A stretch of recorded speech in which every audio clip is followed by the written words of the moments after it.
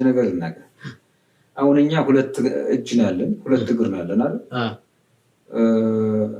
ይሄም እጅ አንድ ነው ተመሳሳይ ነው አይደል ስለዚህ አንዱ እጅ አያስፈልግም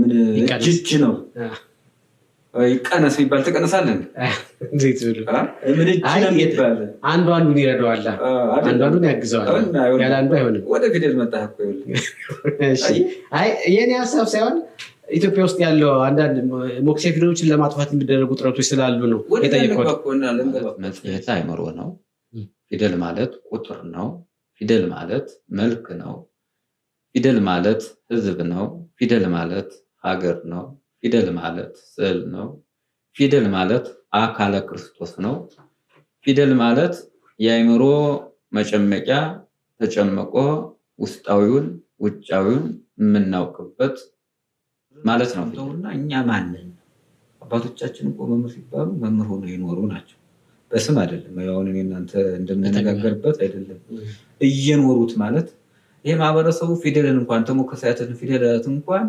በጽሁፍ ሳይጽፈው በህይወት ይኖረዋል በስዕል ወይም በጥበብ ወይም በማረሻው ወይም በመቆፈሪያው ወይም ደግሞ በሸክላው በብሩ በናሱ በወርቁ ኑሮት ታየዋለህ አሁን እኔ እናንተ ግን ህይወታችን አምኑ ላይ ነው ያለው አባቶቻችን እኮ ያንን እርሻ ሲያርሱ የነበሩ አስብ ያን እርሻ ሲያርሱ የነበሩ ወቅት ተጠብቀው ነው እርሻ የሚያርሱ አሁን የነሱን ፍልስፍና ወይም የነሱን ዕውቀት አሁን ማንም አያውቀውም አይደል እንዴ አረሙን መቼ እንደሚያረሙት ዘሩ መቼ እንደሚዘሩት እኮ እነሱ በደንብ ነው የሚያውቁት እኮ አሁን ይሄንን ያው ግን እንሙላ ብንሳውን ጊዜው ይበቃናል አሁን እንደው ተምረን ለመሙላት ራሱ ያለው እንትን ይበቃና ነበር እኮ በእንማር ይቅር ይለን ይል እንዴ ወደ ራሳችን እንመለስ ይል እንዴ ሰው ወደ ራሱ ከተመለሰ እንዴት ራሱ ታወቀ ከተረዳ ምን ጊዜ ይወስዳል አሁን እኮ ራሳችን ጋር ጊዜ የለንም አሁን አይተህ ከሆነ እኮ የምትለቀው ምስል የተለያየ ምስል ልትለቅ ትችል ይሆናል ምኑ ላይ ነው መልእክት የሚያስተላልፍ 1 ሚሊዮን ላይክ እና ሼር ሊሆን ይችላል የሆነ ዳንስ ምናምን ወይ ሙዚቃ ከፍተህ ግን ያ ሙዚቃ ዛሬ ላይክ እና ሼር ያደረገ በነገው ያስፋ ይመለከተው ይረሳዋል ግን አንድን ማንነት ያለው አሁን ፊደላት አሉ እኮ ዛሬም እኮ ምንም ብናወላግዳቸው ምንም ብንላቸው እየተጠቀምንባቸው ናቸው ግን በማይጠቅሙ ነገሮች ውስጥ ላይክ እና ሼር ተጠቀምጡ በሚጠቅሙ ነገሮች መንገድ ብንከፍት ህይወት የሆነ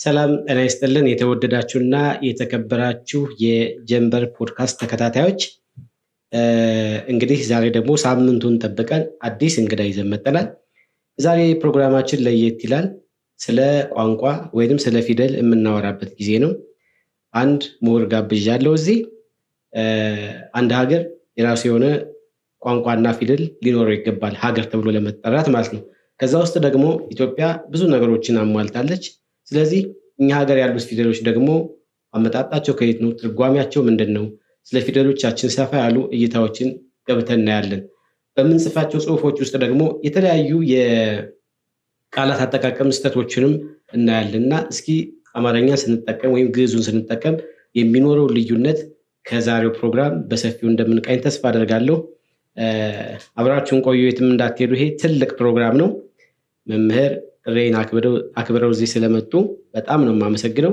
እስኪ በመጀመሪያ ራስዎን ያስተዋውቁልኝ እኔም አመሰግናለሁ እኔ መምህር ሰሎሞን እባላለሁ ብራና ጸሐፊ ነኝ ሌላ የሙያ ዘርፍ ማዕረግ መምህር ከተባለ በኋላ ሌላ ምን አለ እሺ እንግዲህ ዛሬ በሰፊው እናወራለን መምህር ይህን ፕሮግራም እርስዎን ያስያዙኝ ማለት እችላለሁ ምክንያቱም በሀገራችን ውስጥ ያለውን የቋንቋ የፊደል አጠቃቀም በጣም እየተበላሸ ከመምጣቱ አንፃር ማናውቀውን ነገር እንድናውቅ ለማድረግ ይረዳል ብለው ነው ይህን ፕሮግራም ያስያዙኝ በጣም ነው ደስ ያለኝና ከካሜራ ጀርባም ብዙ ነገሮችን አውርተን ነበር ስለ ፊደል ስለ ቋንቋ ዛሬ በሰፊው እናያለን ብዬ አስባለሁ ስለዚህ ፊደል ምንድነው ከየት መጣ በሚለው እንጀምርና ተያያዥ ጉዳዮችን በየጣልቁ አብረን እናነሳቸዋለን ብራናውንም ልናነሳው እንችላለን ስለዚህ ግን እስኪ ከፊደላችን እንጀምር እንግዲህ ጥሩ ሀሳብ ነው። በጣም አመሰግናለሁ። እንግዲህ ፊደል ማለት በሁለት መንገድ እንተረጉማቸዋለን። በመንፈሳዊ ዓለም፣ በስጋዊ ዓለም። መጀመሪያ በመንፈሳዊ ዓለም ያው ፊደል ማለት መጽሔተ አእምሮ ነው። ፊደል ማለት ቁጥር ነው። ፊደል ማለት መልክ ነው። ፊደል ማለት ሕዝብ ነው። ፊደል ማለት ሀገር ነው። ፊደል ማለት ስዕል ነው። ፊደል ማለት አካለ ክርስቶስ ነው። ፊደል ማለት የአእምሮ መጨመቂያ ተጨምቆ ውስጣዊውን ውጫዊውን የምናውቅበት ማለት ነው ፊደል። ወደ ግዙ ዓለም ደግሞ ስንገባ ፊደል ማለት ፊደል ፈደለ፣ ለየ፣ አወቀ፣ ተረዳ የሚል ድምፅ አለው። ወደ ሳይንሱ ዓለም ደግሞ ስንገባ ፊደል ማለት አንድ ቦታ ሆኖ እንደ መኪና የሚሽከረከር ኋላ ግን የሚያቆም አቁሞ ግን እንደ አንድ ኮምፒውተር ዲጂታል የሚደረግ ኋላ ግን መልሶ ከአንድ ቦታ ወደ አንድ ቦታ ሚስጥሩን እየቀያየረ የሚሄድ ነው። ስለዚህ ፊደል ሀገር ነው ብለናል። ሀገር በምን ይመጣል ካል የኛ ሀገራችን የምትታወቀው የራሷ ፊደል የራሷ ማንነት መኖሯ ስለሚታወቅ ነው። ፊደል ሃይማኖት ይሆናል ስንል ፊደል በራሱ ሃይማኖት እንዴት ሆኖ ይሆናል ካል የኛ ሀገር ፊደል 33 ፊደላት አሉን፣ ወይም የግዙ 26 ፊደላት አሉ። በአጠቃላይ 33ቱን ፊደላት ቆጥረን እንደገና ቀምረን የሀገራችን ባህልን ወግን የምንሰነድበት አቡሻሩን የምንመረምርበት የቁጥር ፊደልም ስላለ ማለት ነው። ሕዝብ ይሆናል ስንል ይህ ሁሉ ማንነት የሚለካበት ሀገር የሚታወቅበት የራሱ ፊደል ስላለ ከሌሎች ሀገር ተለይታ የምትታወቅ የራሷ ፊደል ስላላት ኢትዮጵያ በዚህ ነው። ስዕል ይሆናል በዚህ ዓለም ላይ ጥቁርም ይሁን ቀይም ይሁን እግር ያለውም ይሁን እግር የሌለው ቅርንጫፍ ያለውም ቅርንጫፍ የሌለው የሚበላም ይሁን የማይበላ በእጽዋት መልክ ሆነው ፊደላትን እናገኛቸዋለን። ይሄን የምንለይበት ፊደላት ናቸው። መልሰን ደግሞ መልክ ብለናል። መልካቸው ጥቁር ሳይሆን እግር ያላቸው እግር የሌላቸው፣ ቅጥያ ያላቸው ቅጥያ የሌላቸው፣ እንስሳትን የሚመስሉ እጽዋትን የሚመስሉ ሰውን የሚመስሉ ፊደላት አሉና እነዚህ ናቸው። ሲያው ለምሳሌ እንስሳትን እግር ያላቸው እግር የሌላቸው የሚሉ ምሳሌዎችን የተወሰኑት እንይና ወደ ሌላው እንሂድ። መጀመሪያ ከፊደል ቁጥር ልጀምር። የሀገራችን ፊደል አንድ በአብነት ትምህርት ቤት ውስጥ አንድ ተማሪ መጀመሪያ ፊደል ነው የሚቆጥረው። ሀጊዝ ውካይብ እያለ አንዱን ፊደል እስከ 7 ይቆጥራል። ከዛ ከሀ እስከ ፐ አንስቶ በአጠቃላይ እያመላለሰ ከላይ ወደ ታች ከግራ ወደ ቀኝ ከቀኝ ወደ ግራ ከላይ ወደ ታች እያለ በአጠቃላይ 231 ጊዜ ይቆጥራል። ከቆጠራቸው በኋላ ተመልሰው በቁጥር 33 ናቸው። አንድ መንፈሳዊ ተማሪ ሲማር ፊደልን ብቻውን ሳይሆን የሚቆጥረው ክርስቶስ የመጣበትን፣ አዳም የተፈጠረበትን፣ ሰው የተገኘበትን፣ ሰው የወደቀበትን፣ ሰው የተነሳበትን አጠቃላይ ይቆጥርና እንደገና ደግሞ ክርስቶስ ወደዚህ ዓለም ሲመጣ 33 ዓመት በዚያ እንደቆየ የፊደላት ቁጥሮች ይነግሩናል። 33 የሚለው እነዚያ 33 አጠቃላይ ፊደሎቻችን 33 ናቸው። እነዚያ በሰባት ማለት በየሳምንቱ ተመልሰው ደግሞ እነዚያ ፊደላት በየራሳቸው የሚስጥረ ቤተክርስቲያን ሁሉ ያመጡልናል። መጀመሪያ ከሀ እስከ ሆ 7 ናቸው። የሰው ልጅ ከአራቱ ባህሪያተ ሥጋና ከ3ቱ ነባቤ ነፍስ መፈጠሩ ነው። ተመልሰን በቤተክርስቲያን ሕግ ደግሞ 7ቱ ሚስጥረ ቤተክርስቲያን የሚባሉ አሉ። እነዚህን የምንሰነድበት የምናውቅበት ሚስጥር ነው። አንድ ተማሪ አብነት ትምህርት ቤት ሀግዝ ውካይብ እያለ ሲማር መልኩን ብቻ ሳይሆን በውስጥ በህሊናው የእግዚአብሔር አመጣጥ የእግዚአብሔር መወለድ የክርስቶስ መወለድን ትንሣኤውን የሚያዘክርበት ነው። ተመልሶ በሀገራችን እኛ የምንኖርበትን እኛ የምንበላውን እኛ የምንጠጣውን ተመልሶ ከዋክብትን የሚመረምርበት በቁጥር ስለሆነ ነው። ፊደል ቁጥር ስለተባለ ማለት ነው። ስለዚህ መልክ ወዳል ነው። እንግዲህ መልክ ማለት እንስሳን የሚመስሉ አለ።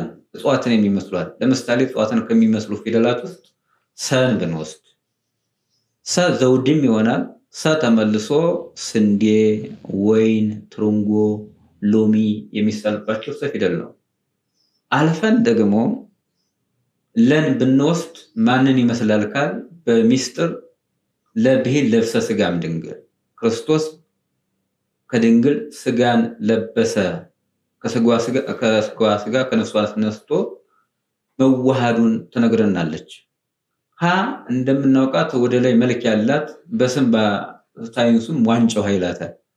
ግን የጩኸት ድምፅ ያላት ወደ ላይ የምታመለክት ወደ ላይ ስታመለክት ሀ ብሂል ሀልወቱ ላበም ቅድመ ዓለም የነበረ ዓለምን አሳልፎ የሚኖር እያለች የማይጨበጠውን ክርስቶስ የማይጨበጠውን እግዚአብሔር ህሊና በሰው አንደበት ደግሞ ሐሳቡን አእምሮውን የሚገለጥባት ፊደል ስለሆነች ማለት ነው።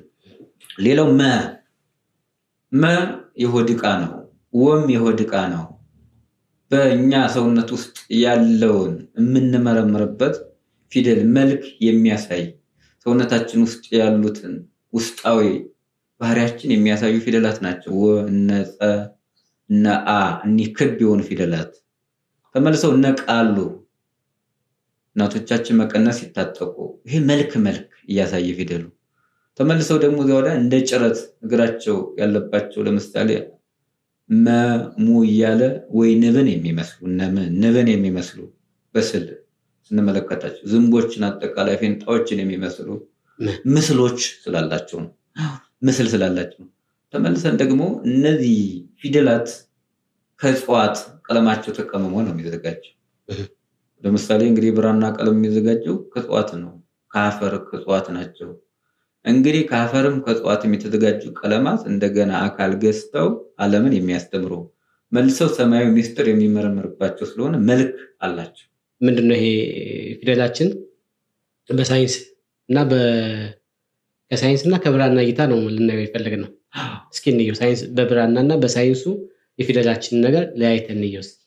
እንግዲህ ወደ ሳይንስ ስንገባ ያው ከሳይንስ በፊት ፈላስፎች ነበሩ።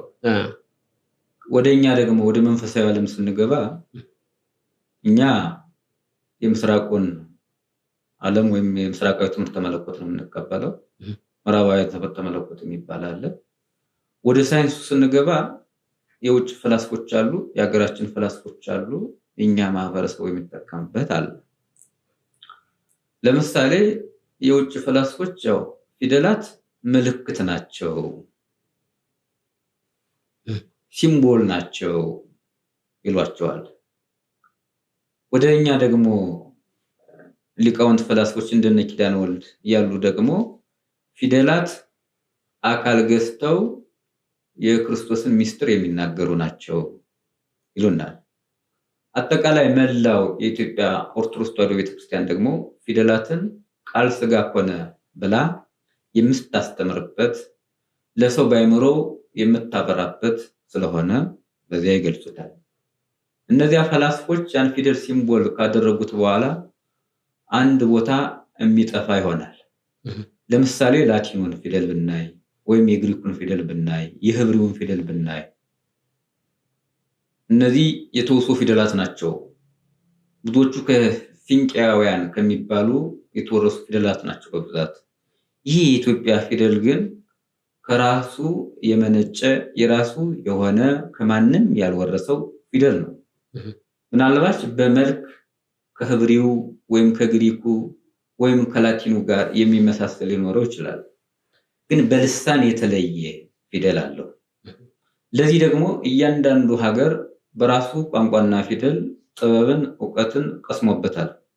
ምናልባት የኛ ሀገር በራሳችን ፊደል በራሳችን ቋንቋ ሃይማኖታችን ብንገልጽበት ሐሳባችን ብናለዋወጥበት ጥበብን ግን አልቀዳንበትም።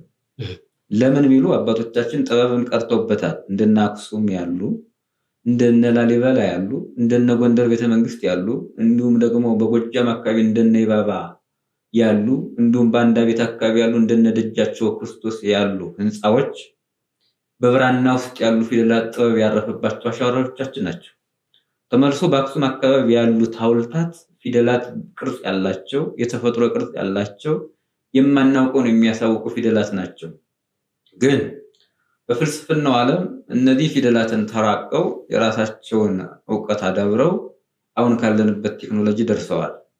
የኛ ጥበብ ግን እነሱ በፈለሰፉት ፊደል እንኳን አጭር ቀልጣፋ የሚያደርግ ፊደል ነው። ለምሳሌ አሁን ሰን ይባላል ፀሐይ። ተመልሶ እንግሊዘኛ ፊደል ምንለው ፊደል እንግሊዝ ተብሎ 13 ፊደል በላይ ነው የሚቆጠር። በእኛ ግን አሁን አንድ ፊደል ኤ ይባላል፣ አ ይባላል። ኤን ለመጻፍ አንድ ፊደል ሊሆን ይችላል። ተመልሰን ግን ሀ ስንለው ኤች እና ኤ ወይም ኤች እና ኤ አድርጎ ይጻፋው በሁለት ፊደል ማለት ነው ተነባቢ። የኛ ግን አንድ ፊደል ብቻ ነው፣ ሀ ነው፣ ሌላ ይጨመርበት። እነዚህ አሉ። እነዚህ በእነዚህ ሁለተኛው ደግሞ ወደኛ መንፈሳዊ ዓለም ስንገባ አውግስጦስ የሚባል የካቶሊካውያንና የፕሮቴስታንቲዝም የፈጠረው ውዝግብ በዚያ ዘመን ፊደላትን ምልክት ይልና በውስጣቸው ፊደል ይሁን እንጂ የክርስቶስን ቃል አይገልጹም ብለው የሚያስቡ ነበሩ። እንግሊዘኛውን ነው ፊደልን ራሱ አጠቃላይ ፊደል አጠቃላይ መላው ፊደልን ማለት እንዲያ የሚሉ ነበሩ። ግን የኛ ደግሞ ሊቃውንት በአራተኛው ክፍለ ዘመን የነበሩ እንደነ ኤፍሬም ሶራዊ ያሉ ሊቃውንት ደግሞ ፊደል አካል ገዝቶ የክርስቶስን ምስጢር የምንገልጽበት መሆኑን አብራርተዋል። ተመልሶም በሀገራችን ደግሞ የነበሩ ሊቃውንት ወይም ፈላስፎች የምንላቸው በ16ኛው ክፍለ ዘመን ጎርጎርዮስ የሚባል ሊቅ ፊደል የሀገር ህልውና፣ የሀገር ማንነት፣ የሃይማኖት የአንድ ሀገር ሃይማኖት፣ ባህል፣ ወግ መገለጫ ነው ብሏል። ለምንድን ነው ይሄን ያለ? ሌሎች ዓለማት በራሳቸው ፊደል በራሳቸው ቋንቋ ብዙ ጥበብ አላቸው። የኛም ሀገር ደግሞ በራሷ ቋንቋ በራሷ ፊደል በፊት እንደነ አክሱም ያሉትን እንደነ ላሊበላ ያሉትን እንደ ጎንደር ቤተመንግስት ያሉትን ማንም ሳያስተምራት በራሷ ፊደልና ማንነት በራሷ ጥበብ ሰርታ የነበረች ሀገር ለመሆኗ ያንን መስክረዋል። ሌላው ደግሞ አጠቃላይ እኛ ከምስራቃውያን ትምህርተ መለኮት አንድ በፊደል ለየት የሚያደርገን እነዚህ ምስራቃዊ መለኮት የእግዚአብሔርን ቃል በፊደል ከገለጹ በኋላ ግን የኢትዮጵያ ደግሞ ፊደላት ቁጥር መሆናቸውና ቀመር መኖራቸው ጂኦሜትሪ የምንለው ወይም ማትሪክስ የምንለው በኮለመን መደርደራቸው በጣም ለየት ያደርጓል። ከመንፈሳዊ ባሻገር ያለው ማለት ነው። ለምን ሲባል ሀገራችን እንግዲህ ባሕረ ሐሳብ ትቆጥራለች። አሁን ፊደል ባሕረ ሐሳብ ስትቆጥር አሁን ቅድም ያልኩ 33ቱን ፊደላት ከላይ ወደ ታች ስትወርድ 183 ወደ ላይ ስትወርድ 182 182 364 ይሆናል። በአንድ ዓመት 364 እዚያ መሀል ላይ ጳጉሜን አንድ ቀን ይጨመርበትና 365 ይሆናል። እኒህ በእኛ ፊደላችን ነው። ፊደላችን ወቅቱን ባህሉን የምናውቅባቸው ናቸው። ከሌሎች ለየት የሚያደርገን ይሄ የራሳችን ባህል ወግ ብቻ ሳይሆን ቁጥር አስትሮኖሚ ያለን በራሳችን የምንቆጥር አሁን ዛሬ ሰኔ መባሉን ሌሊቱ ምን እንደሚያድር ቀኑ ምን እንደሚያድር የምንቆጥርባቸው በራሳችን ፊደል ነው። ስለዚህ እነዚህ አጠቃላይ ፊደላት በዚህ መንገድ ይተረጎማሉ። ይሄ አጠቃላይ መላው በዓለም ስናይ ማለት ነው። ብዙ ፈላስፎች የተለያየ ሀሳብ አንስተዋል። ለምሳሌ በፍልስፍናው ዓለም ሁሌ የምናነሳቸው እንደነ ሶቅራጦስ ያሉ ሌሎችም እንደ ፕላቶ ወይም ፕሉቶ የሚባሉ ብዙ ነገር ብለዋል። ግን መጨረሻቸው ከፊደላት ጋር ስንደርስ ደግሞ ወደኛ ሀገር ሊቃውንት እንደነ ቅዱስ ያሬድ ያለው አሁን ሕያው ሆኖ እሱም ተመልሶ ኢየሱስ የደረሰው ከእግዚአብሔር ጋር ያገኘው ቃል እግዚአብሔር አሁንም ሕያው ሆኖ በኢትዮጵያ እየሰራ ይገኛል ማለት ነው። በፊት በፊደል ኖታዎቹ ውስጥ ያሉትን ምልክቶች እንኳን ቅዱስ ያሬድ ከደረሰ በኋላ በሀገራችን ዓለም ሙዚቃ የሚባለው በ10ኛው ክፍለ ዘመን ነው የደረሰ። ቅዱስ ያሬድ ግን በ6ኛው ክፍለ ዘመን ነው የደረሰ። ይህን የራሳችን እያበለጸግን የራሳችን ማንነት እያወቅን ስንሄድ ማንነት ሁሉ አይረሳም ማለት ነው። ግን በአሁኑ ሰዓት ፊደል የሚባለው የት እንዳለ የማያውቅ ትውልድ ተፈጥሯል። አሁን የተለያዩ መጽሐፍቶች ሲጻፉ እናያለንና መንፈሳዊም ዓለማዊ መጽሐፍቶች አሉና ለምሳሌ በሁለት ነጥብ ስለ ስርዓተ ነጥብ እንድናነሳለን። በሁለት ነጥብ ፈንታ ክፍተት ነው የሚደረገው። ምናልባት አልፎ አልፎ ከስንት 4 ነጥብ ይካሄዳል። ስርዓተ ነጥቦችን መጠቀም አቁመናል። ይሄ ከምን አንጻር ነው የመጣው? እነዚህ እንትኖች በመውጣታቸው በራሱ የምንጽፈው መጽሐፍ ላይ የሚፈጥረው ነገር ምንድን ነው? ይህን አንሳና ስለ ስርዓተ ነጥቦች እናውራ እስኪ። በጣም ጥሩ። እንግዲህ ፊደላት ከስርዓተ ነጥብ ቀድሞ ፊደላት ናቸው፣ ቃላት ናቸው። ፊደል እያንዳንዱ ፊደል ውክልና አለው። ቃላት ደግሞ ፊደላት ተደምረው ሀሳብ እና አእምሮ የሚሰጡ ናቸው። ስርዓተ ነጥብ ደግሞ እነዚህን ቃላት የምንለያይባቸው፣ መልክ እንዲኖራቸው፣ እንድናውቃቸው፣ እየተረዳናቸው እንድንሄድ የሚያደርጉ ናቸው ስርዓተ ነጥብ። በስርዓተ ነጥብ ውስጥ ደግሞ ጥበብ ይቀዳል። ለምሳሌ በስርዓተ ነጥብ ስዕል ይሳላል፣ ሐረጋት ይሳላሉ፣ ጠልሰም ይጠለሰማሉ። እነዚህ በስርዓተ ነጥብ የተሳሉ ስዕሎች ናቸው። ለምሳሌ በ4 ነጥብ የተሳለ አለ፣ በ2 ነጥብ የተሳለ አለ፣ በ3 ነጥብ የተሳለ አለ፣ በ8 ነጥብ የተሳለ አለ። እንደነ መስቀል ምልክት ያለው፣ እንደነ አበባ ምልክት ያለው፣ እንደነ መሶበ ወርቅ ምልክት ያላቸው በ24 ነጥብ የሚሳል ማለት ነው። ግን መልሰን በብራና ጽሑፍ ውስጥ ደግሞ ያሉትን የመጽሐፍ ቅዱስ እይታ ስንመለከት አሁን የጥያቄ ምልክት የሚለው በብራና ውስጥ የለም። ይሄ የምናውቀው ጥያቄ ምልክት የለም። ለምሳሌ ቃላቱ ግን ሀይት ያለው ከአዳም ሊል ይችላል። ለምሳሌ አዳም ወዴት ነው ያለ? አሁን ይሄ ጥያቄ የሚያስነሳ ነው። ግን በመጽሐፍ ቅዱስ ውስጥ መጽሐፍ ቅዱስ እንግዲህ የእግዚአብሔር ቃል ያለበት ወይም የተለወጡ ሰዎች ሕይወት ታሪክ ያለበት ሆኖ እዚሁ መልሱ ስለሚገኝ ጥያቄ ምልክቱ ጊዜ አይገባም። ግን ደግሞ ቅንፍ የምንለው አለ። ቅንፍ ግን ዓለም የሚጠቀምበት ወይም ብሎ ነው። በብራና ጽሑፍ ውስጥ ግን ቅንፍ ያ ሐሳብ የተሳሳተ ሐሳብ ነው እንዳታነበው የሚል ነው። እኛ በሀገራችን በብራና ጽሑፍ እሺ እንቀጥል። ይቅርታ። እሺ እንግዲህ ቴክኒክ ችግር ያለም የታወቀ ነው። ማዕከል ላይ ሙዚቃ ገብቶብን ነው ተመልካቾቻችን። አቁመን ድጋሚ ተመልሰናል። ስለ ፊደል ነው እያወራን ያለ ነው። ቆንጆ እንደሚሆን ተስፋ አደርጋለሁ። እሺ እንቀጥል መምህር። እንግዲህ ፊደላት ላይ አልፈን በኋላ ወደ ስርዓተ ነጥብ ገብተናል። እንግዲህ ስርዓተ ነጥቦች ደግሞ አሁን ባለንበት ዓለም ውስጥ እየተረሱ ነው።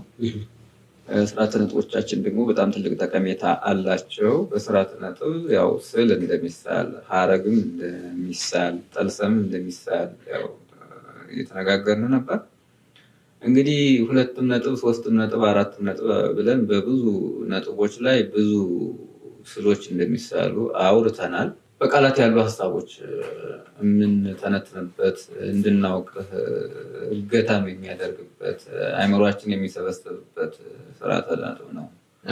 ወይም ደግሞ አንዳንድ ነገሮችን ስንናገር በምልክታቸው እየተረዳን ልሳናችን የምናስተካክልባቸው፣ ሀሳቦቻችን የምናስተካክልባቸው፣ ማንነቶቻችን የምናስተካክልባቸው 2 ስርዓተ ነጥብ በተጠቀምና ቁጥር ባህልን፣ ወጋችን፣ ስንቆጣ፣ ስንናደድ፣ ሰው ሲያፌዝ፣ ሰውን ሲያመሰግነው፣ ሰውን ደግሞ ሲያከብረው፣ ሰውን በትህትና ሲያናግረው፣ ሰውን በደምብ ሁለተኛ ደግሞ የአለማክበር፣ የብስጭት እኒህን የምንገልጽባቸው ስርዓተ ነጥቦች ናቸው። እነዚህ ስርዓተ ነጥቦች ደግሞ በአሁኑ ሰዓት እንኳን ዓለማዊ ይቅርና መንፈሳዊ መጻሕፍቶች ላይ ሁሉ እየተረሱ ነው ያሉት።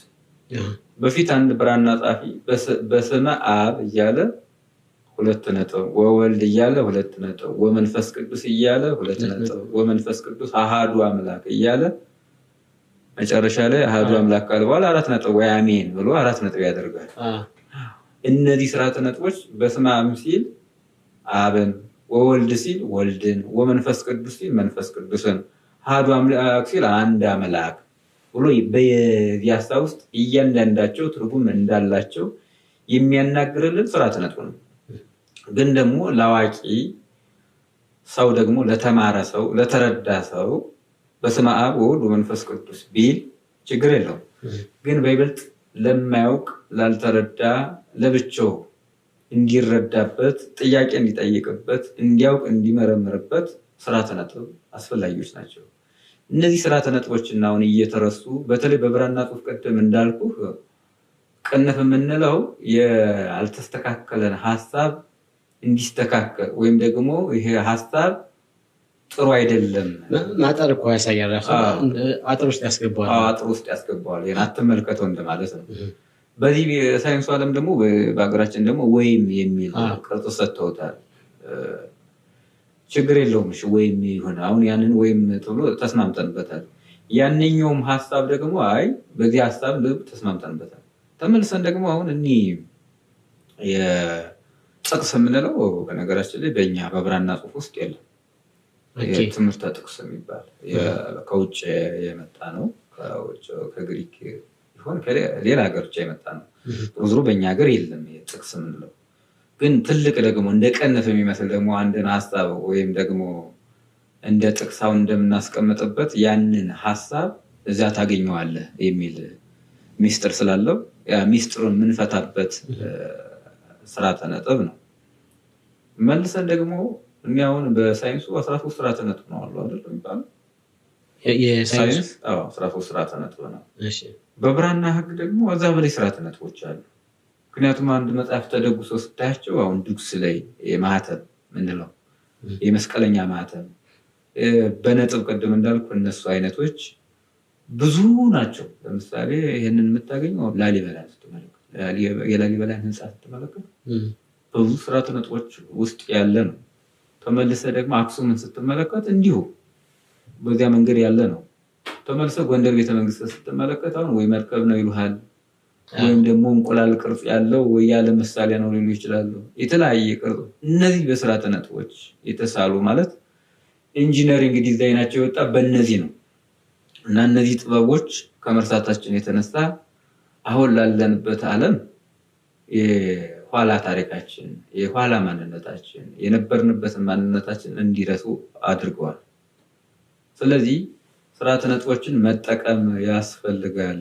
በተለይ ሀረጋትን፣ ስዕላትን ዓለም ላይ የምታየው ሽመናውን በለው ጅራፉን በለው ድስቱን በለው መላው ዲዛይን የሚወጡት በስርዓተ ነጥቦች ናቸው። እንኳን ሌላ አንዲት ሸክላ ሰሪ አንገቱ ላይ ከሆነ ነጠብጣብ ታደርግበታለች። ነጠብጣብ ታደርግበታለች። ያ ምልክት ከታች ያለው ሞላ ያለው ከላይ ያለው ጠበብ ያለ ነው። ያንን እንደ ማሰሪያ አይነት እየገለጸችው ነው። ጋኑ አለ፣ እንስራው አለ፣ ፊቀኑ አለ፣ የተለያየ ነው። በዚህ እንኳን ዙሪያ በእነዚህ ዙሪያ ውስጥ እንደ ነጠብጣብ አለ፣ ጆሮ ያለው አለ፣ እንደ ፊደላት ቀለበት ያለው አለ። እነዚህን እንኳን የምንለይበት ስርዓተ ነጥብ ነው። ያ ብቻ አይደለም። አንዲት ሴት መሶበ ወርቅ ስትሰፋ የነጥብ ምልክት አለ። ያ ነጥብ መጀመሪያ ወስፊውን የምትወጋበት አለ። ተመልሰን ደግሞ በእኛ በብራና ጽሑፍ ውስጥ ደግሞ አንድ ብራና ጻፊ ብራናውን አውጥቶ ዳምጦ ከጨረሰ በኋላ ውግ ምንለው አለ። በወስፌ የሚወገው ነጥብ የመሰለ ያ ነጥብ ለማስመሪያ ለፍኖት እንዲሁም ደግሞ ለሲራክ የሚያገለግለን ያ ነው። ያ ውጉ ላይ ያለው ነጥብ የሚመስለው መልክ። ስለዚህ ነጥብ ሲደረግ ብዙ ነገር የምንለይበት ነው እና ያ ባህል እየተረሳ ማንነቱ እየተረሳ አሁን ያለው ጽሑፍ ስርዓተ ነጥብም የሌለው በተለይ መንፈሳውያን እንኳን ሳይቀሩ ስርዓተ ነጥብ የላቸው። ሀሳባቸው ላይ ብቻ ነው ሰዎች እንትን እያሉ ሀሳባቸው ላይ ብቻ ሀሳባቸው ላይ ማለት አይምሮ ላይ ከሚሰራው ላይ ብቻ ናቸው። ግነታይ ቁሳዊ ማለት አካል ላይ ካልተሰራ አይምሮ ላይ መሰራት አይቻልም። አካል ጤና ከሌለው ሀሳብ ጤና ይኖረው። ምክንያቱም የተጎዳን አካል አሁን ጥበብ ዝም ብላ ከተዘጋች የገማሽ ትሆናለች። አንድ ውሃ ዝም ብለህ ሞል ተዘግተህ ስታስቀምጠው ቆሻሻ ኑሮት ነው የምታገኘው። ግን ከጠጣኸው እለቱን ከጠጣኸው ለአንተ ህይወት ይሆናል። ስለዚህ ይሄን የሚሆነው ጥበባችን ነው። የስርዓተ ነጥባችንን መልክ እያሳየ ነው ስንል በፊት የነበረው መልክ ባህላችን ስንጠብቅባቸው የነበሩ አልባሳት የሚባሉ እነ ስፌት የሚባሉ የምንበላባቸው የምንጠጣባቸው የምንጠቀምባቸው ሁሉ በእንደዚህ አይነት ጥበብ የነበሩ ስለነበረ አሁን ያን በመርሳታችን ይሄ ትውልድ ስፌት የሚሰፋ ትውልድ አይደለም። ህንፃ የሚያንጽ ትውልድ በራሱ አይደለም። በውጫዊ ዓለም ነው ተወጡ ያለው። ህንፃ አይንጽ አይደለም። ግን በራሱ ማንነት ላሊበላን የሰራ እጅ፣ አክሱምን የሰራ እጅ፣ ጎንደርን ቤተመንግስትን የሰራ እጅ እንዴት አሁን ያንን ማንነት ወደ ኋላ አምጥተን ማንሰራበት? አሁን መንፈሳዊ መጽሐፍቶች በራሱ ስርዓተ ነጥብን መጠቀም አቁመዋል። በብራና እናንተ ስትጽፉ ስርዓተ ነጥቡን ተከትላችሁ እያንዳንዱ ተከትላችሁ የምትጽፉት? አዎ እኛ በብራና ውስጥ ስርዓተ ነጥቦች ከሌሉ አንደኛ ብራናው አይለይም፣ ፊደላቱ ቃላቱ አይለያይም ስለማይለይ። ሁለተኛው ሙሉ አረፍተ ነገሩ ካለቀ በኋላም 4 ነጥብ እናስገባለን። ከ4 ነጥቡ ላይ ደግሞ እንደ ሐረግ በመሰለ በቀይና በጥቁር እንልባቸዋለን፣ ነጥብ እናደርግባቸዋለን። እነዚህ 5 ነጥብ የሚባሉትን እናደርግባቸዋለን፣ 8 ነጥብ የሚባሉትን እናደርግባቸዋለን። በዚያው ደግሞ እነዚህ በብራና ውስጥ እንግዲህ የሚገርም ነገር ብራና በነገራችን ላይ ከወረቀት ለየት የሚያደርገው አንድ ብራና ጸሐፊ መጀመሪያ ብራና ሲያወጣ ሙሉ ሰሌዳውን ወይም ንጹህን ወረቀት ወይም ንጹህን ብራና ካወጣ በኋላ ማሰማሪያው ያው ወስፌን ይወጋበታል፣ በዚያ ያሰምረዋል። ሲያሰምር ግን በዚህ በሚያሰምርበት ውስጥ ፍኖት፣ ሲራክ፣ መስመር ይባላል። ፍኖት እንደምታውቀው ያው መንገድ ማለት ነው። መስመርም ያው እንግዲህ ሰምረ ብለን እናወርድበታለን በግዕዝ መውደድን የተወደደውን ቃላት ወይም አረፍተ ነገር የምናስቀምጥበት ለማለት ነው። ሲራክ የሚባለውም ደግሞ የብራና ጸሐፊ የሚጠበብበት ማስመሪያው ማጥበብ ማስፋት እንትን ሲል ያው ሲራክ መጠበቡን ያመለክታል። እነዚህ ያሉበት ከዛ በኋላ በብራና ጽሑፍ ውስጥ ፊደላት እርስ በርሳቸው ቁም ጽፈ ማለት ሙሉ የሆነ ልዩነት የሌላቸው መልክ ያላቸው መልካቸው የማይበላሽበት ናቸው ፊደላት። ስለዚህ እነዚህ ፊደላት ደግሞ በየፊደል ወይም በቃላቱ መካከል ላይ ሆህት ይባላል። ክፍት ቦታ ከፊደልና ከፊደሉ መካከል ያለው ቦታ ክፍት ቦታ ሆህት ይባላል። ይሄ በር እንደማለት ነው። በር ማለት በዚያ በር ውስጥ ብዙ ነገር ይገባበታል። በዚህ ቃል ውስጥም ደግሞ ወይም ደግሞ ቃል እግዚአብሔር ውስጥም ብዙ ሐሳብ ወደ ሰማያዊ ወደ ምድራዊ እያወረደ የምትናገርበት ስለሆነ ስለዚህ ብራና መጻሕፍት ደግሞ መንፈሳዊ መጽሐፍ የሚጻፉባቸው ጥበብ የሚጻፍባቸው ናቸው። ስለዚህ እኛን እንጠቀማለን። እሺ ወደ ቀጣዩ እንሂድና ስለ ተመሳሳይ ቃላት እናንሳ። ተመሳሳይ ቃላትና ተሞክሳት በሚባሉት አሁን በሀገራችን ላይ ትልቅ ጭቅጭቅ እያስነሱ ያሉ እንትኖች አሉ። ተመሳሳይ ፊደሎች ሆነው ለምን አይቀነሱም የሚሉ በሀገራችን ላይ ብዙ ነገሮች ተነስተው ያውቃሉ። ሀገራችን ደግሞ ይሄ ነገር እንዲነሳ አይፈልግም። ሊቃውንቶቻችን የማይነሳበትን ምክንያት ራሳቸው ያውቃሉ። እርሶም አሁን ይነግሩናል።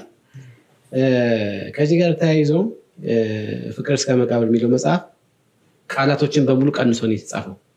ለምሳሌ 3ቱን ሀ ከ3ቱ ሀ አንዱን ሀ ነው የተጠቀመው፣ ከሁለቱ አ አንዱን አ ነው የተጠቀመው። እንደዚህ እያደረገ ቀናንሶ የጠቀመውና የሚፈጥረው ችግር ምንድን ነው አሁን በእኛ ላይ የሚለውና አብረን እና ስለ ተመሳሳይ ቃላት እንግባ።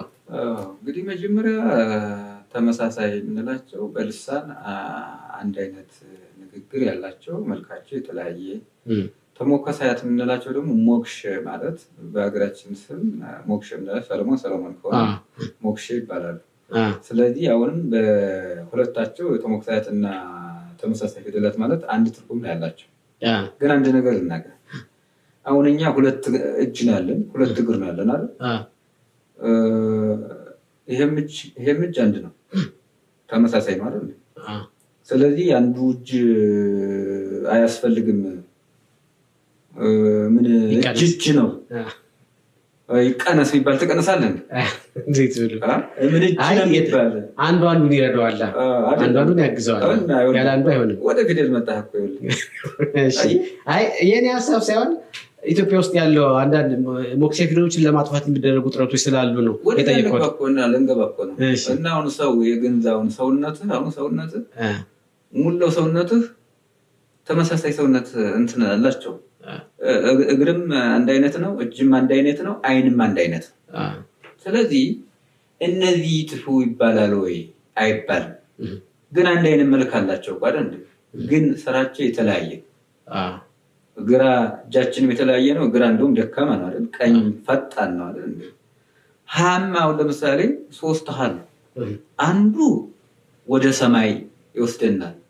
አንዱ በእንትን ይሆናል። ስማቸውን እየጠራ ለምሳሌ አሁን ሀሌታው የምንለው ወደ ሰማይ ይወስዳል። ሀቤል ሀሎቱ ለአብም ቅድመ ዓለም ምን ቅድመ ዓለም የነበረ ነው፣ ዓለምን አሳልፎ የሚኖር ነው እያለ ወደ ስም ደግሞ ስንገባ ሃይማኖት፣ ህሪና፣ ህሪት እነዚህ ስሞች የሚገቡ የማይጨበጡ ነገር ግን ሀሳባዊ እና ሰማያዊ የሆኑ የሚተረጎሙበት ነው ሀሌቶ ውሃ ማለት ነው። ወደ ሐመረ ውሃ ስትገባ ደግሞ የሚጨበጥ የሚዳሰስ ሆኖ የሚታመን የሚሞት የሚደክም የሚጨበጥ መልክ ያለው ሀረግ እንደዚህ የምንላቸው ሀመ ሞተ በእንቲአነ ለእምብሂል ብሎ የሚያሳዩ ናቸው። ወደ ብዙኃን ውሃ ደግሞ ስትገባ ወደ ቁጥር ያስገባሃል። ቁጥር ደግሞ ምንድነው? አሃዝ ለስትጽፍ አሃዝ በየትኛው ነው የምትጽፍ? አሃዝ የምትለው በብዙኃን ውሃ ነው። አሃዝ የምትለው ወደዛ ደግሞ ወደ ቁጥር ውስጥ ያስገባሃል። ምክንያቱም ቁጥር ስንል ምን ለመግለጽ ነው? ቁጥር ለምሳሌ ብዛትን ለመግለጽ ነው። አሁን እኔ 20 ሰዎች አሉ ብዬ ብጽፍ የምጠቀመው ሀ የብዙኃኑ ነው። 20 ሰዎች አሉ ብለህ ነው አይደል? ሰው ነው፣ አይቀየርም። ሰው ነው፣ የወል ስሙ ሙሉ ሰው ነው አይደል? ሰው ግን አንድ ሰው ነው። ግን አንድ ሰው ሆኖ የተለያየ ባህሪ ያለው የተለያየ መልክ ያለው ነው አይደል? አሁን ፊደላትም አንድ አይነት ልሳን ኖሯቸው አሁን ሰው ነው ያለው ከአራቱ ባህሪያት ሥጋ እና ከሶስቱ ነባቢ ነፍስ የተፈጠረ ሰው ለሁሉም እኩል ነው የተሰጠው አይደል? አፈጣጠር ግን የተለያየ መልክ አለው፣ የተለያየ ሐሳብ አለው፣ የተለያየ አእምሮ አለው። ግን የተሰጠው ለሁሉም እኩል ተሰጥቶታል። ግን የተለያየ ሐሳብ የተለያየ አመለካከት አለው። እነዚህ ፊደላትም አንድ አይነት መልክ ኖሯቸው የተለያየ ሐሳብ የሚሰጡ ናቸው። በምኑ? በመልካቸው። ሰውሳ ከሌ እኮ ጥቁር ነው ከሌ ቀይ ነው ብለን ወይም ደግሞ ከሌ እኮ ክፉ ነው ከሌ ደግ ነው ከሌ ሩህሩህ ነው እንደምንለው ፊደላትም እንዲህ አይነት ስም አላቸው። በዚህ መንገድ አይቀየሩም ነው። ምክንያቱም ደግሞ ቁጥር ናቸው ብለናል። ቁጥር ብለን መቼም አንድ ብለህ ሁለት ትላለህ አይደል? ሁለት ይውጣ ትላለህ እንዴ? አይሆንም። እንዴት ብለህ? አሁን ለምሳሌ ሀሁ በልሳናቸው ድምፅ ልሳን እየነገሩ የራሳቸውን ድምፅ ሳያጠፉ እስከ ሆ ድረስ ይደርሱላል። ይሄ ግን እያንዳንዱን የፊደሎቹን ትርጓሜ ካለማወቅ የመጣ አይመስልዎትም? አሁን ለምሳሌ ሀሌታ ውሃ፣ ሐመር ውሃ፣ ይሄ ብዙኃን ውሃ ነው የምንለው የእያንዳንዱን ቃል ፊደል ትርጓሜ ስለማናውቅ አይደለም ይቀነሱ የምንለው። ትርጓሜ ሳይሆን ቁጥር ስላላወቅን ነው። የሌላው ዓለም ቁጥር እንዴት እንዲያው ቁጥር ስላልገባኝ ቁጥር ፊደል ቁጥር አይደል? 1 2 3 4 ብለን እንደምንቆጥረው ፊደልም ቁጥር ነው። ስለዚህ ሀ ብለህ ስትቆጥር አንድ ትላለህ፣ ለሁለት እያልክ ትወርዳለህ፣ ሐመረ ውሃ 3 እያልክ ትወርዳለህ፣ ማ 4 እያልክ ትወርዳለህ። መልሰህ ደግሞ እዛንኛው ደግሞ ወደ ለ ደግሞ ስትገባ መልሰህ ደግሞ በፊደል ቁጥር ደግሞ ራሱ ሀግዙ ካይ በሚለው ደግሞ ለ8 ነው። ደግሞ እንደዛ እያልክ እየወረድክ ሐመረ ውሃ ደግሞ ሌላ ቁጥር ይሰጣል። እንዲያ እያለ የሚለውን ትምህርት ስላቆምና ነው። በአብነት ትምህርት ቤት እንኳን ሳይቀራውን የቀርቶ አይሽምደዳ ትምህርት ውጭ ሚስጥሩን ጠልቆ ባለማወቅ የተነሳ ነው። ይሄ እየተረሳ ነው። በነገራችን ላይ በአብነት ትምህርት ቤትም ሀገዙ ካይብ የሚለው ራሱ እየተረሳ ነው። አባቶች ግን በፊት ያንን መሰረት አስዘው ስላሳለፈ አሁን እንደ ልምድ አድርገው ሀገዙ ካይብ ይላል እንጂ ወርድን ሲያነብ እንደ ልምድ ምንድነው መውረድ መቆም አግድም መሄድ የሚለውን እየተረዳ ነው አይደለም። ይሄ በመጥፋቱ ነው። ይሄ ደግሞ ይሄ የጠፋው አሁን ዘመናዊ ትምህርት ላይ አሁን እኔ አንደኛ ክፍል ጀምሬ ተምሬያለሁ፣ ብዙዎቹም ተምረናል። በትምህርት ካሪኩለም ውስጥ ይሄ አለ? በትምህርት ካሪኩለም ውስጥ የለም። ይሄ አሁን በዚህ ምክንያት ነው ሰውም እየደከመም የማያውቀውም እንዲቀነስም የሚል ሰው ይመጣው። አይ ሰውም እየተደበረ ያለበት ምክንያት በምን ይመስላል? አሁን እኛ ስለ ፊደል ስንነግረው በዘመናዊ ትምህርት ውስጥ አይምሮ ሰርጾ ያ አደንዝዞታልና የመጀመሪያው አደንዝዞታልና ይሄንን ትምህርት እንደ አዲስ ብትነግረው ያ የምዕራባውያኑ ትምህርት አይምሮውን ጆሮውን ስነልቦናውን ስለጎደው ይጠቅም አይመስለው። ግን እነዚያ አውሮፓውያን በራሳቸው ፊደል በራሳቸው ማንነት አሁን የምናየውን ቴክኖሎጂ እንደፈጠሩ ቢረዳ ኑሮ እኛም በራሳችን ፊደልና ማንነት ላሊበላን መስራታችን በደንብ የተረዳ ቢሆን ኑሮ አሁን እኛ እኮ ችግሩ ታሪክ ብቻ ነው የምንነግረው። ታሪክን አንተረትረው ውስጡን በደንብ አናጠነው። አሁን አንተ ታሪክ አክሱም እንላለን፣ ላሊበላ እንላለን አይደል? እኛ ነበርን እንላለን አይደል? ግን ምንድነው ላሊበላ ላይ የምናወጣው? አክሱም ላይ ምንድነው የምናወጣው? የለም። ስለዚህ በትምህርት ካሪኩለም ተቀርጾ ምዕራባውያን ዓለም ነው የትምህርቱ የሳይንስ። የእኛስ መንፈስ ሳይሆን ምን ውጦት ነው? አብነት ትምህርት ቤት እኮ ይሄ አሁን የምታየው ላሊበላም የአብነት ትምህርት ቤት ውጤት ነው። ጎንደር ቤተ መንግስትም የአብነት ትምህርት ቤት ውጤት ነው። መቼም ዘመናዊ ትምህርት ወደ ኢትዮጵያ ገባው መቼ ነው? አሁን በኃይለ ሥላሴ ጊዜ እንግዲህ በ20ኛው መቶ ክፍለ ዘመን ነው። ከዛ በፊት የምንጠቀምባቸው ዋና የአብነት ትምህርት ቤቶች ናቸው። ንጉስም የሚሾሙ አስተምረው አብቅተው ለሀገሪቱ እንትን የሚሉት እና አሁን ያ እኮ ስለሌለ ነው። አብነት ትምህርት ቤት ላይ እኮ ያሉት እነዚህ ጥበባት ናቸው። ብራና መጻፍ ያለ አብነት ትምህርት ቤት ላይ ነው። ስዕል መሳል ያለ አብነት ትምህርት ቤት ላይ ነው። ከበሮ መለጎም ያለ አብነት ትምህርት ቤት ላይ ነው። እንዴ ሃይማኖታችን የሚገለጹበት ማቴሪያል ሁሉ የሚኖር አብነት ትምህርት ቤት ላይ ነው። አሁንስ የለም። ከበሮ እኮ ሌላ ነው የምንገዛው። ድንኳን እኮ ከሌላ ነው የምንገዛው። ወይን እኮ ከሌላ ነው የምንገዛው አይደል? አሁን የራሱን ማንነት እኮ ትውልዱ የለችም። ምክንያቱም ገና ያንን ለመማር ደግሞ ዳዴ ለማለት ስጋ አውጥተን መናገር ያስፈልጋል። አሁን እኛ ዝም ብለን በማይጨበጠው ከምንሮጥ በሚጨበጥ ማሳየት ያስፈልጋል። በሚጨበጥ ሲባል ምንድነው? አሁን ተሙክሳይት ፊደላት መልካቸውን ስታሳየው ምን ብለህ ነው? ሐመር አሁን መርከብ መስራት ነው። ጌጥ ማጌጥ ነው። ሐመር ውሃ ለምሳሌ ሐረግ የሚለው የጌጣጌጡ ስለሚሰልበት በዚያ ፊደል ነው። ስትስለው በደንብ አድርጎ ይመጣልሃል። በላይ ደግሞ ስትለው ምንድነው የሚባል? ዋንጫው ኃይል የለ እንዴ? ዋንጫ መስላል እንዴ? ይሄ ዲዛይን ሆኖ እንዲሰው ይረሳል። ዋንጫ ቅርጽ ይሄንን እኮ አባቶቻችን ሳይማሩ በልምድ ዋንጫው ይላሉ አይደል? ዋንጫው የምንጠጣበት ዋንጫ አሁን አንስተው ያ መልክ ነው ዋንጫ ይመስላል። አዎ። እና እንደዚህ እንኳን እየሳሉ እያሳዩ ምን እየሳሉ ብቻ በአካሉ እያሳዩ ያንን አለማወቅ በጣም ያሳዝናል። አሁን ይሄ ነው ያለበት። ግን በዚህ ጉዳይ ላይ አሁን ትውልዱ ሊወቀስ ይገባል።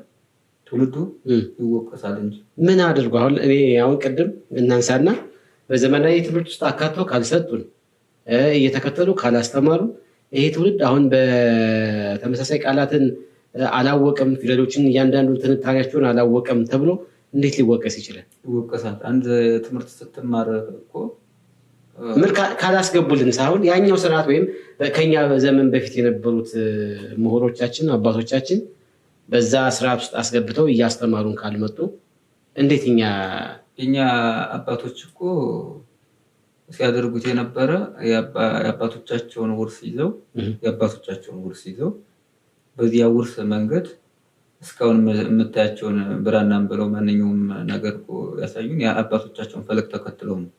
መንፈሳዊ ነው። ዓለምም ቢሆን ዓለም እኮ ዝም ብለህ በስብከት አይደለም የኖረችው እኮ።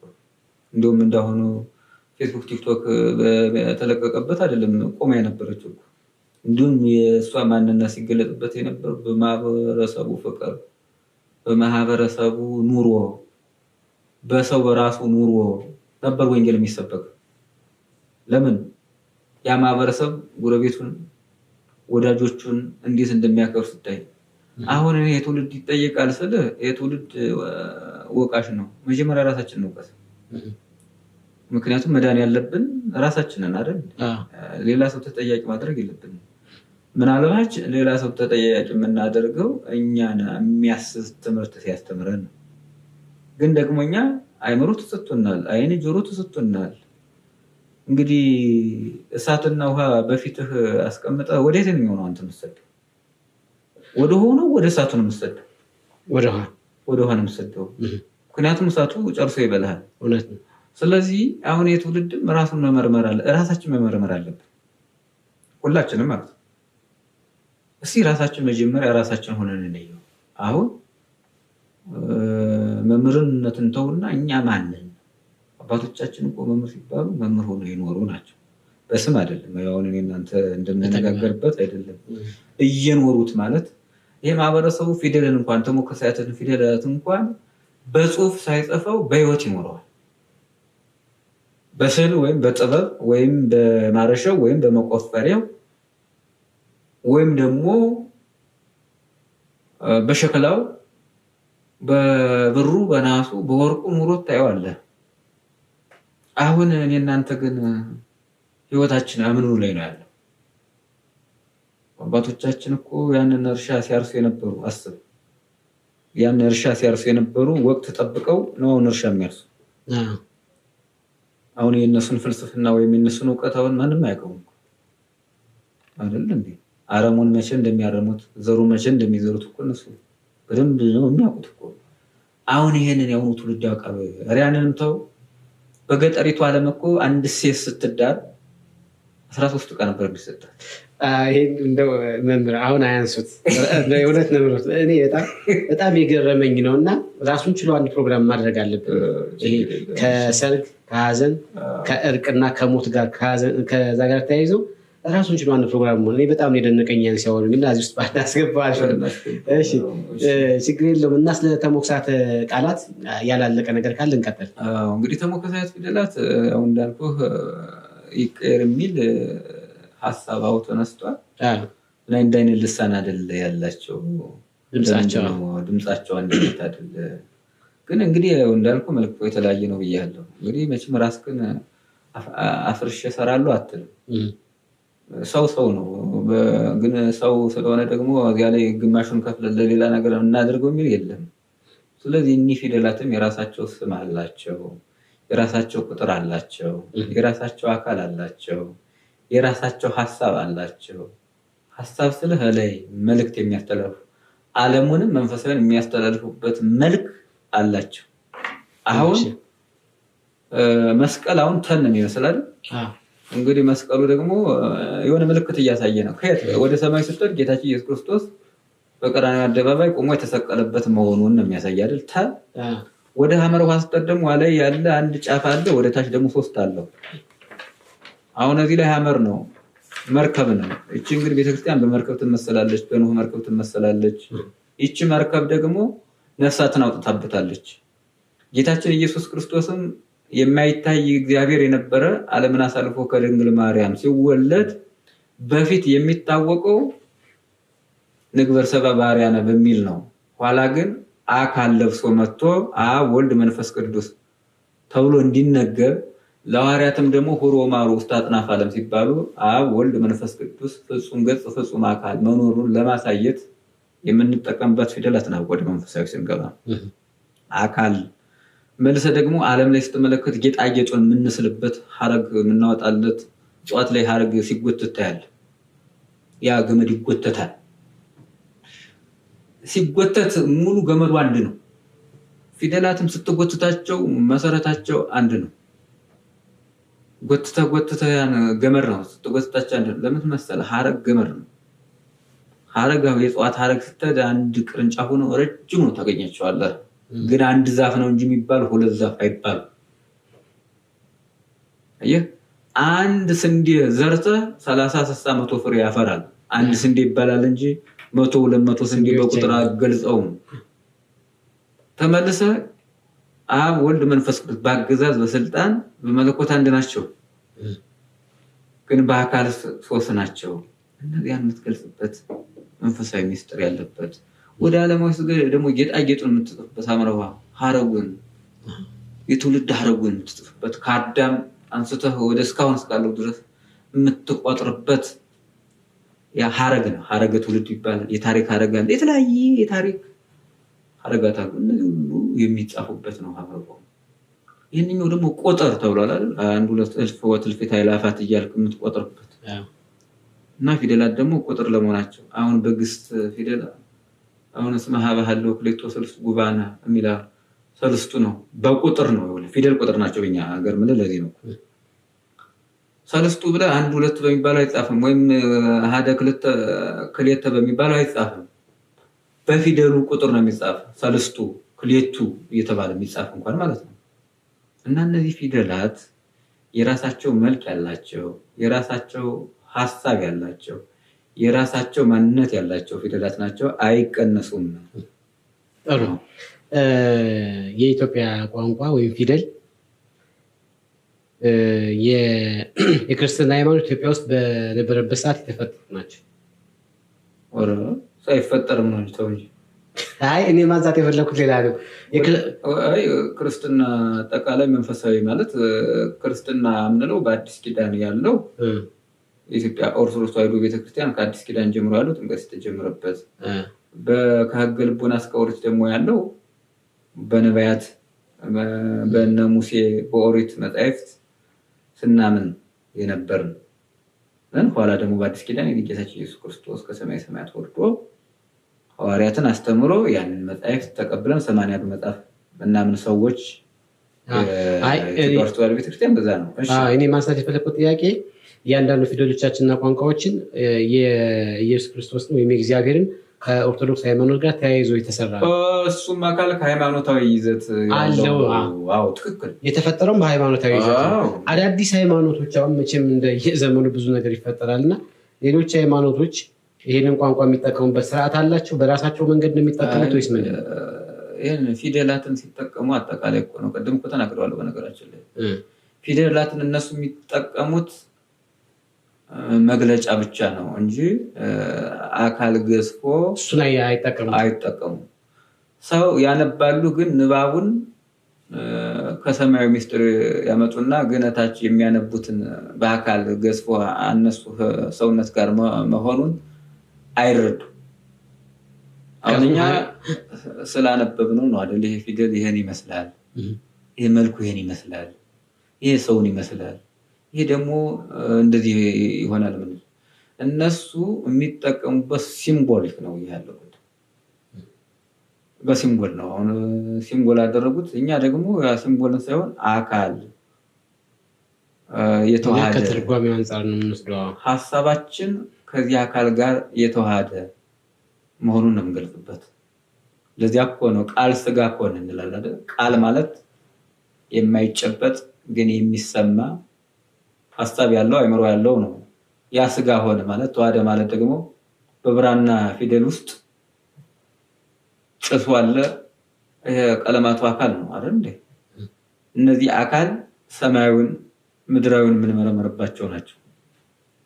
ለዚያ እኮ ነው ሙራን የሚናገሩት ፊደላትን በመተርጎም ፊደላትን በመመርመር ፊደላትን በማናገር ፊደላትን አናግረው አይደል እንዴ? እነዚህ 80 መጽሐፍ የምንላቸው ተጽፈው ስላገኘናቸው አይደል እንዴ?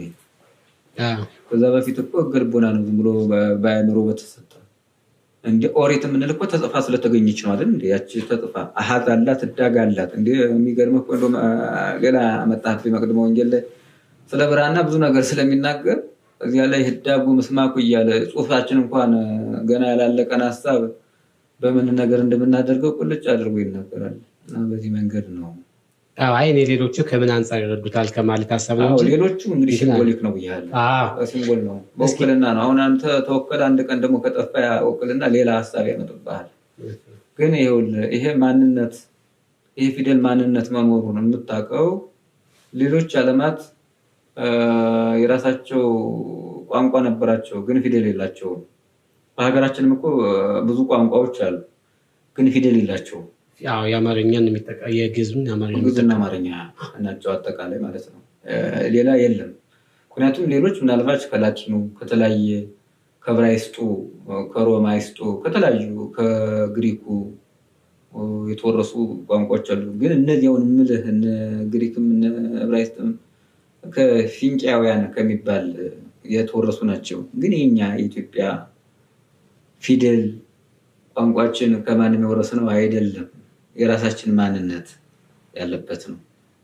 እሺ እዚህ ጋር ተያይዞ በተመሳሳይ በሞክሼ ፊደላት የተመሰረቱ ቃላቶችን እናንሳና ትርጓሜዎች እስኪ አብረን እንያውን። ለምሳሌ መምህር በ3 አይነት ይጻፋል። እስኪ አሁን በእያንዳንዱ ምን አይነት ትርጓሜ እንደሚኖረው ለማየት እንሞክር። ለምሳሌ መምህር በዋንጫ ውሃ ቢጻፍ መምህር የሚለው በሀሌታው በዋንጫ በሚባል እሱን ቢጻፍና ወደ ግዕዙ ዓለም እንግባና አሁን እሱ ስም ነው። መምህር ያው አስተማሪ እንደማለት ነው።